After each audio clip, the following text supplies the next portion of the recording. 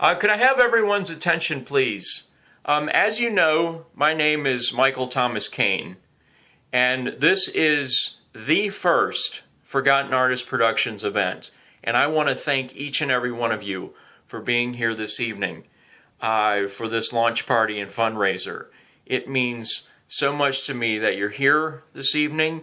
I thank you for donating your time, your spirit, and your resources to this company. This is an idea that I've had for many years now, and I just felt like it was finally time to start it. And it means a lot to me that you're here to share in this moment, to share in this evening, and to help us get started. There's a lot that we want to do in the future, and there's a lot of activity already rolling, and I'm very excited, and I hope that you'll continue to support us, to keep an eye on us, and to donate whatever you can in the future to keep it all going. I've had this idea for a long time, but about a year ago, about this time actually, I found out that my father was dealing with a cancer situation. And he went through a lot with that. It was quite a journey for him. Fortunately, he's doing really well. He's done really well with it. But when you're dealing with something like that with somebody you're so close to, it really helps you put things in perspective. You start to realize what's important and what's not important, and what you should do and what you should not do. And it also motivates you to get things done, because you realize very quickly that you're not going to be here on this earth forever. So if there's something that you want to do, you should probably go ahead and get to it. And that was sort of my motivation for going ahead and doing this tonight. Very briefly, I want to acknowledge some people who have been helping graciously for this event, and even from the very, very beginning to get the company started. I want to recognize Nina DePalma, who has baked all of the goodies, or most of the goodies, here tonight. I want to thank Greg Roselli, who is a colleague of mine. He's offered a lot of great advice, and I appreciate that. I also want to acknowledge Chris Hart, the man on the camera tonight. He's a former student of mine and now is pursuing a career of his own, and he's helped me with some creative projects and has become a very vital part of this company, and I look forward to working with him now and in the future.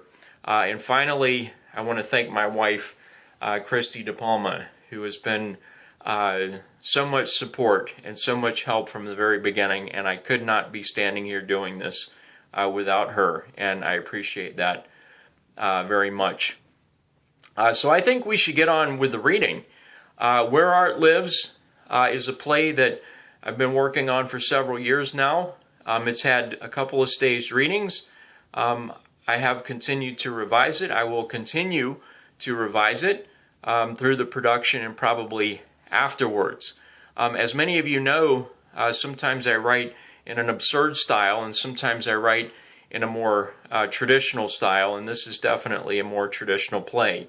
I have many ideas in terms of the work that we'll do in the future, and I have a lot of very diverse ideas, but I felt like this was the right play to start this company with, and so that's what we're going to do. It's about a dysfunctional family. They each individually have their own problems, but they also have problems as a whole, and of course my plays would not be complete without a little social and political message, and there's definitely that sort of bearing down on the family in addition to everything that they're personally going through. Back in 2009, with the very first staged reading, I had a couple of actors in that I just love as people and who were in it, and they did a great job, and they are here reading for you tonight, and I am so very pleased to have them here this evening, and I thank them for that. The rest of the cast are people that I know from more recent years, from more recent projects, but ultimately I'm so very happy to have all of these very talented people here tonight. They are incredible. I am thankful. We're going to read the first 3 scenes for you this evening, and we'll be doing the whole play in full production in March of 2015. So without any further ado, sit back and enjoy Where Art Lives.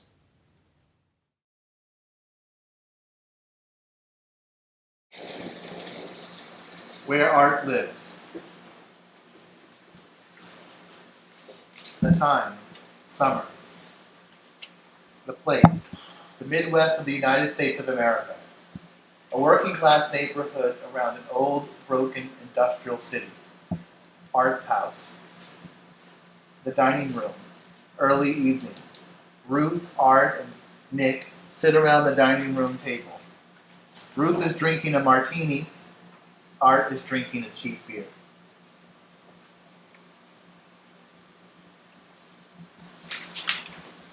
Dinner will be ready soon. What's taking so long? Got a late start. Why? Where's Barry?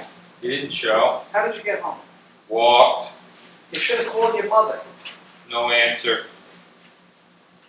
I was busy today. Jennifer's mom didn't offer to bring you home? No. Barry promised me to help out around here. Maybe he's still at the plant. Well, I didn't see him when I left, and they're not allowing any overtime right now. Not that he'd want any. He could be at the library. Last night he talked about going to the library. But to read?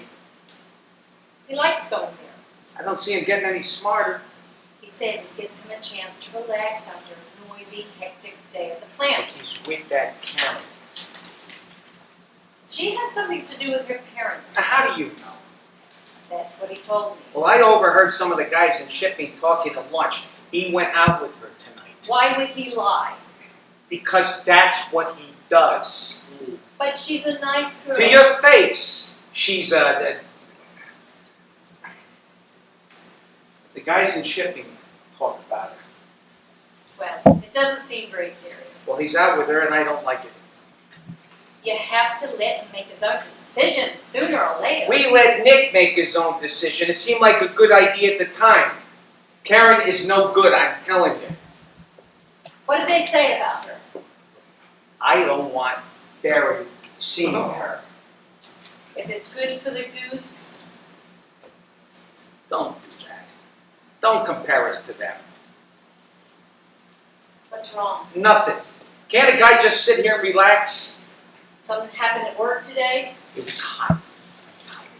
They gave you a raise to plan and delegate. Sit in your cool office, pick up your feet, and do that. I didn't get promoted by sitting and doing nothing, but the officers don't have air, and mine doesn't anyway. Oh, be glad summer goes by But fast. that doesn't make it cooler in there right now. Did they make a decision? The production's going to slow down. Again? People out of work just aren't buying like they used to. What's your step? Well, we wouldn't have to worry if your parents were willing to help us. Well, if you continue to move up in the plant, maybe they'll think differently. So, I gave up on them a long time ago. We have everything we need. I've tried to be considerate every step of the way, but they drew this line in the sand. Not me. So I'll keep on working, just like I said I would. And we decided to get married. Yeah, and I've kept my end of the bargain. And there's nothing wrong with having money. We'll look at you differently. I miss that. I take care of you. Stop it, please. You do this every night. It drives me crazy. We talk about something else. You've been pretty quiet tonight. Fine. So, Nick, I was thinking. Get a couple of tickets for the game Sunday afternoon so I can go. Be with Jennifer. Oh, yeah? What about you? You want to go? I'm going to Carol's. We're looking at apartments. Apartments? What for? They're thinking about investing enough in the future. You've been spending a lot of time at your sister's lately. So, Dad, will they have to let more people go? Yeah. How does that all affect us? Doesn't now that I'm off the floor, but yeah, probably so. Good. Good. If they're letting people go, I can stop studying for the stupid GED test. You need to keep studying, get your GED. You can't work at the plant without it. I don't want to work at the plant. Why not? It's the best job in this city. It doesn't sound like it. Well, then things will turn around. You need to finish your education. Take a look at your grandfather. Look how successful he's been. Now, he did graduate from college. It really helps. But my point is, having an education, as much as you can get, will make all the difference in the world, no matter what you do. I don't know what to do yet. It doesn't matter. You need it. You're not doing anything. Nick, look. I know you've had a hard time, but you don't want to turn out like your brother, do you? You'll get your GED. Now, I don't want to push you, but I think that this should be your first step to getting healthy. Fine, I'll do it, but only so I can keep studying with Jennifer. Good. Me and Jennifer are going to see the play. It's downtown. Jennifer and I. Since when are you interested in plays? I guess since today. She asked me to go today.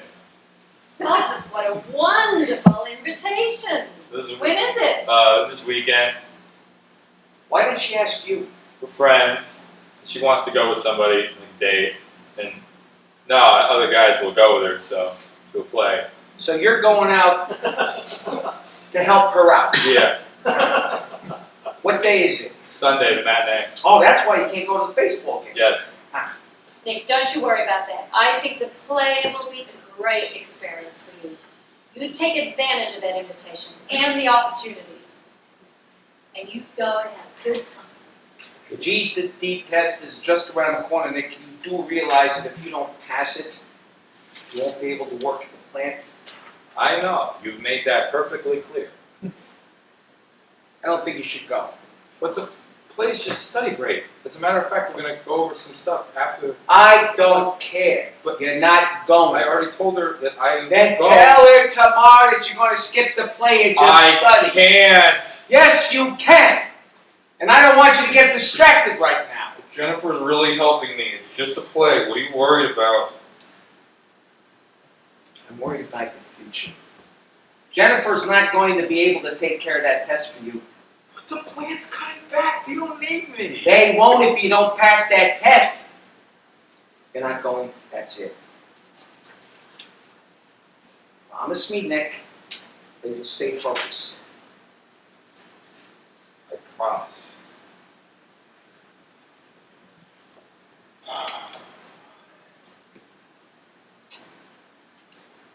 So, I have to take Mother to the doctor tomorrow, and Nick, I'll pick you up from the tutor after I drop her off. Why can't your sister take her?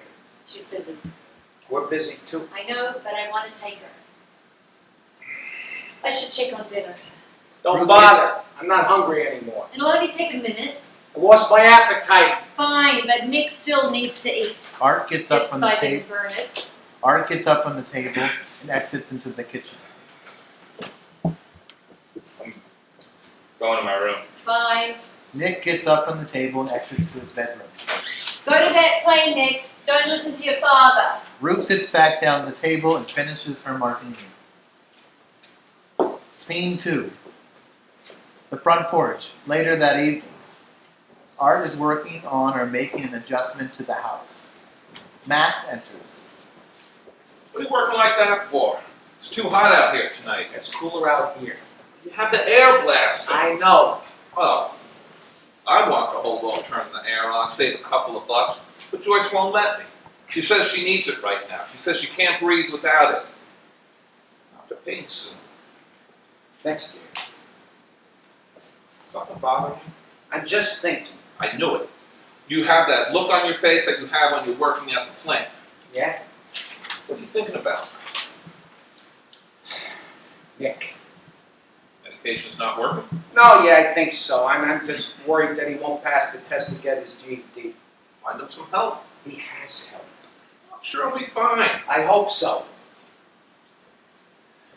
I'm supposed to be cleaning out the garage. Right now. Can't wait until the weekend? Joyce slipped out at dinner. Same thing, Art. Over and over again. After 6 months. She gets anxious when it's too quiet. She says it's too claustrophobic in the house. She wants to move all her Jake's stuff into the garage. Maybe it's too soon. Hurts her too much. Look at this stuff. He was 2 damn weeks away from coming home from that fucking war. This is the only thing that's keeping me going, but she won't talk to me. Why? Just don't feel like it. I'm sorry, Max. Hold on to your boys as tight as you can, Art. Barry enters. Hey there, Barry. How are you? Hey, Mr. Franklin. Just talking to your dad here about the plant. Yeah? What about it? Tough times we're in. A man who has a good job is a lucky man. I don't remember you at the last one. You staying for the union meeting tomorrow night? Doubt it. When the chips are down, going shows that you care about your job. Yeah, I guess so. Well, I better get to that garage. I'll see you guys in the morning. Yeah, Max, and you have a good night. Max exits. I watch him at the plant. He's slipping. How's Mrs. Franklin?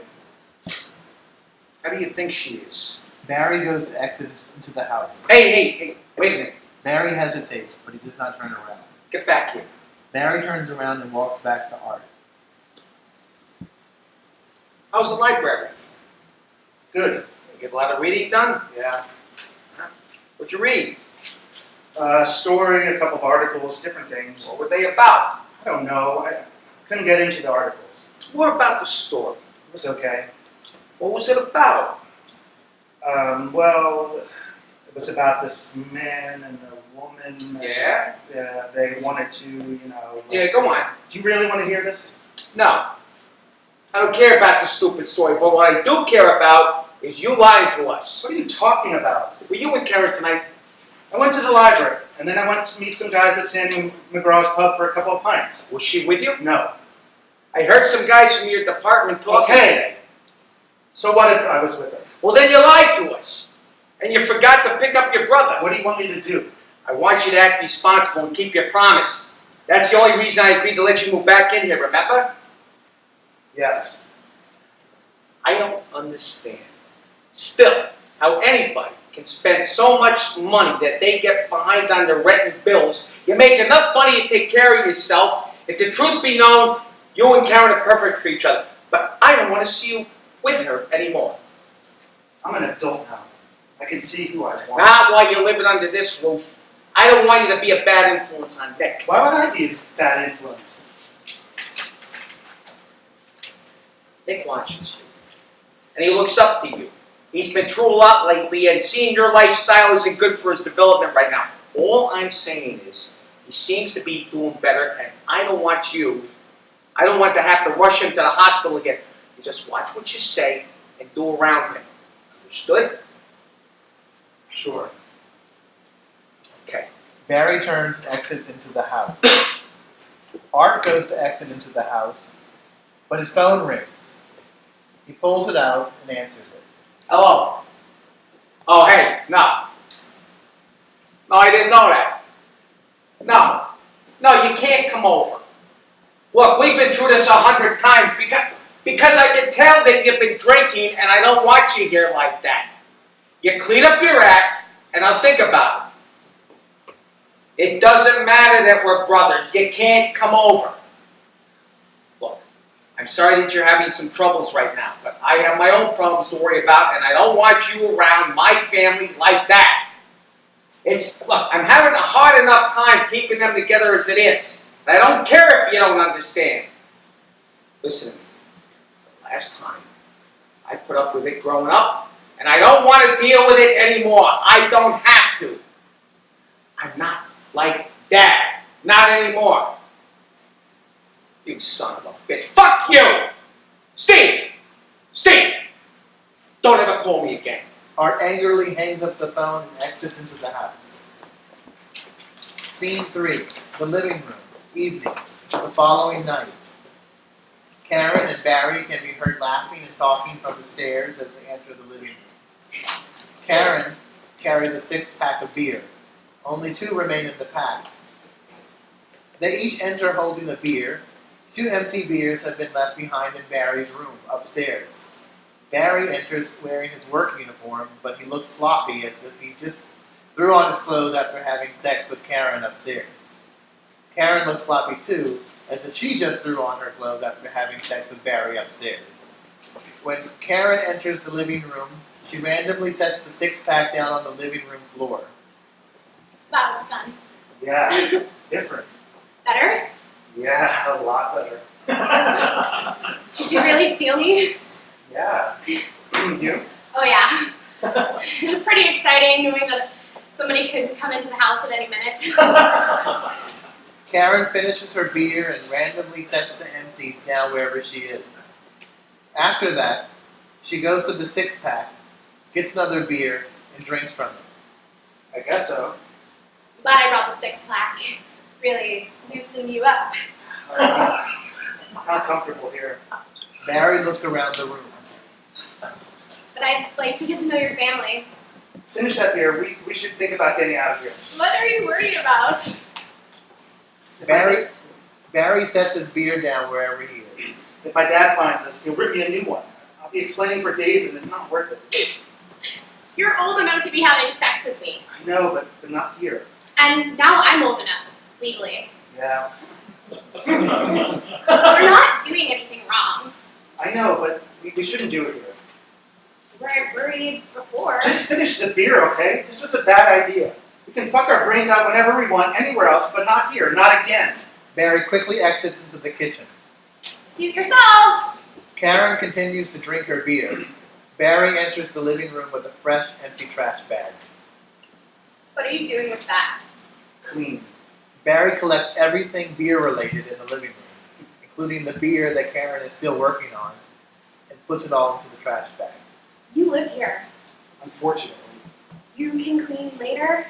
Barry carefully looks around the room and adjusts, straightens whatever he feels may be out of place. I have to get rid of these now. You didn't touch that. I thought we did, but my dad likes things a certain way. What way? Barry stops cleaning and straightening. When me and my brother were kids, we were wrestling here in the living room, and I knocked over this glass bird knick-knack thing sitting on the table, and it broke. And my dad went crazy. The room was a mess, and he smacked me around, and I got grounded and heard about it for weeks. He said he was trying to teach me something, order, discipline, blah, blah, blah. It's just not worth it. I wish my parents went out more. We could go there. They don't care if I move things around. They're alcoholics. To them, everything is moving all the time. Will they miss the beer? I take it all the time. Barry exits to his bedroom. I'll take this bag up to my room and get rid of it later. I know we've only been going out for like a couple of months, but I think we should get our own place together. Think about how great it would be. We wouldn't have to worry about any of this. Barry enters. What did you say? I can't wait to be married to you and have a family with you. What? Isn't that what you want? Yeah, no, yeah. Ruth and Nick enter. Hey, you two are home. Look, Karen, look who's here. Hey there. Hi, Karen. Barry.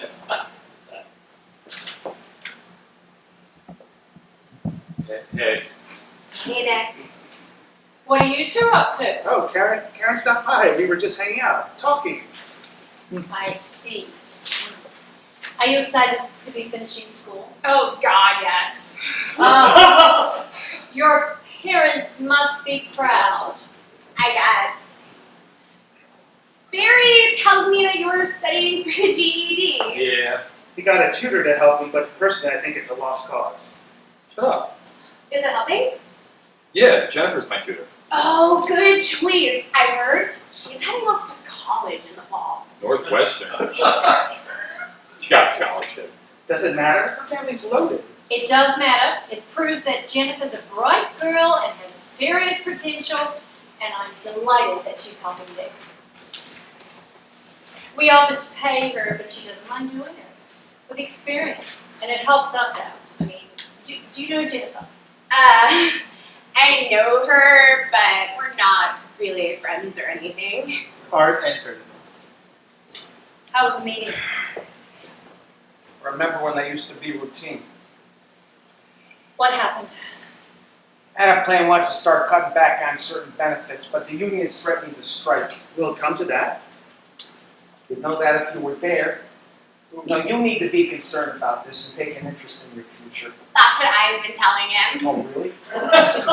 Well, maybe you could tell them that they handed out more letters and that some of the guys showed up to argue against it because they care about their jobs. What happened? Stan was let go, carried him out of there kicking and screaming, and Jimmy's gone. Well, I mean, they can't let everybody go. Mr. Franklin's car was home. Was he there? Joyce called and couldn't stay. I should go. Karen goes to exit. Bye, Karen. Bye. You forgot our talk already? She stopped by. I mean, I didn't want to be rude. I never stopped you before. You should have been at that meeting. I'm sure they didn't miss me. They have it all figured out. I've heard them talking about the plans to restructure everything. They'll fiddle with this and fiddle with that and do a lot of talking and rearranging and have a lot of meetings and do this and do that and everything will be fine. What about those guys who will let go? I'm sorry for them. But I'm Art's son. Employee of the month, Art, Mr. Supervisor. Hell, by the time Nick qualifies to work there by getting his GED and gets on the floor, we'll be the most successful family in the city. I hope you're right. See, Art, why do you worry so much? You still haven't answered my question. What question? What does a 25-year-old man hang around with a 17-year-old girl? All the girls my age are gone or married. Well, what happened to Mary Collins? She wanted to get married, but I wasn't ready. So now you're stuck with Karen. Not really. I mean, just fooling around with her. Oh, Art, leave him alone. Let him have some fun. Yeah, why don't you listen to your wife? Don't you have some studying or something to do up in your room? No. Well, go upstairs, Nick. Nick exits to his bedroom. See? Now that boy listens to his father. He learned what I taught him right from wrong. I know right from wrong. Knowing it and practicing it are two different things. You're such a hypocrite. What did you say? You heard me. What are you talking about? You're not the only one who hears things around the plant. I know how you and Mom used to screw around in high school before you got married. What did you hear? I'm here because you went and picked yourself up a guy from the wrong side of the It track. wasn't like that. Art, I told you that. What have you heard? How you got Mom knocked up before you two were married? Not so perfect after all. So from now on, I want you to loosen the leash a little bit. But we grew up and we took responsibility. And it's time for you to do the same thing. Why should I? Because I don't like what I'm seeing from you and I don't want to see my son fail. I'm worried about Nick and I need you to set a good example for him. But I graduated from high school. Nick dropped out because his best friend didn't come home from that fucking war. What do I have to do with this? You're his big brother. And he's in such a vulnerable state right now. Please, just watch what you say and do around him. I'll think about it. Does Nick know about what you just said? I don't know. Don't say anything to him. Are we done here? For now. Barry exits to his bedroom. I want to find out who told him and what he knows. it could have been anybody. You grew up with half the people in that plant. You think he'd tell Nick? Is that what you're really worried about? Guess it could be worse. It is worse. How? I went to the doctor today. Was something wrong with your mother? I had the appointment. I've been tired lately and just not right, and we ran a couple of tests. Really? I have to go back for more tests, but What he, is it? he sees something. What? A growth, maybe a tumor. He's not sure yet. A cancer? We shouldn't jump to conclusions. But it's been so long. Let's not worry unless we have to. I will worry. Don't. How can you ignore this? Art, please. I just want to be normal, and the 4th is right around the corner. Fine.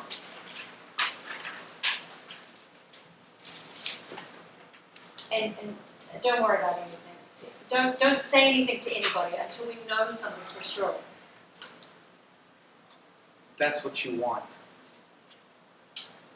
Yes. That's what I want for now. Okay. Lights fade to black. The end for now.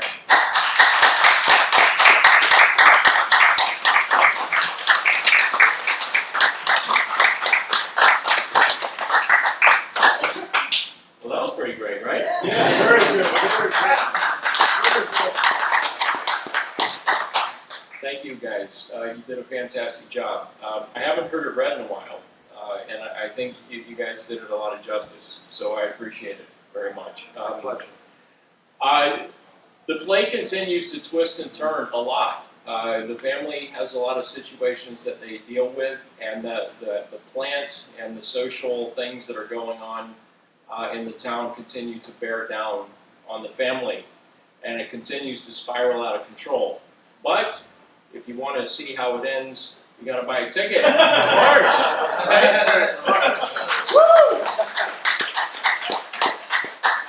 Really quick before we move forward, I wanted to do this separately because it is more important. I wanted to thank my wife, Christy.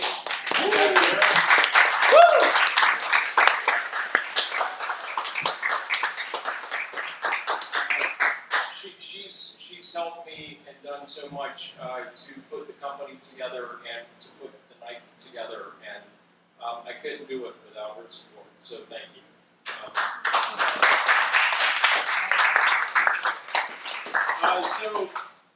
I think we should move forward. Before you guys break up here, Chris, can we get a photo of the cast all together? We're going to take maybe five minutes, and then we're going to go into the musical entertainment.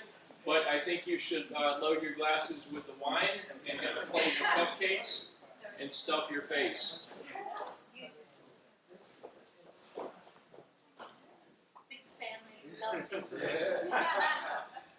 Greg, well, you get in here too.